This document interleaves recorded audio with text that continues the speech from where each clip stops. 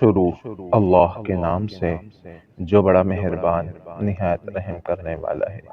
آج کی حدیث ابو سعید خدری رضی اللہ عنہ سے روایت ہے کہ رسول اللہ صلی اللہ علیہ وسلم ایک مرتبہ عید الفطر یا بقرہ عید کی نماز کے لیے عیدگاہ تشریف لائے ہوئے تو عورتوں کی ایک جماعت کے پاس بھی تشریف لے گئے جو نماز کے لیے ایک الگ گوشے میں جمع تھی، اور ان کو مخاطب کر کے فرمایا کہ اے عورتوں کی جماعت، تم صدقہ و خیرات کرو، کیونکہ میں نے تم سے اکثر کو دوزخ میں دیکھا ہے۔ یہ سن کر ان عورتوں نے کہا، یا رسول اللہ، اس کا سبب؟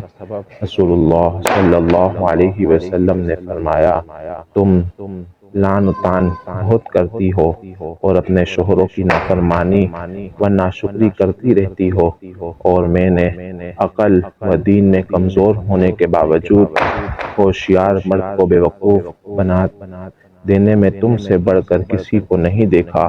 یہ سن کر ان عورتوں نے عرض کیا، یا رسول اللہ، ہماری عقل اور ہمارے دین میں کیا کمی ہے؟ آپ صلی اللہ علیہ وسلم نے فرمایا، کیا ایک عورت کی گواہی آدھے مرد کی گواہی کے برابر نہیں؟ ایسا نہیں ہے کہ شریعت میں دو عورتوں کی گواہی ایک مرد کی گواہی کے برابر سمجھی جاتی ہے؟ انہوں نے کہا، جی ہاں، ایسا ہی ہے۔ آپ صلی اللہ علیہ وسلم نے فرمایا، اس کی وجہ تو عورت کی عقل کی کمزوری ہے، اور کیا ایسا نہیں کہ جس وقت تم حیض کی حالت میں ہوتی ہے تو نہ نماز پڑھتی ہیں اور نہ روزہ رکھتی ہیں؟ انہوں نے کہا، جی ہاں، ایسا ہی ہے۔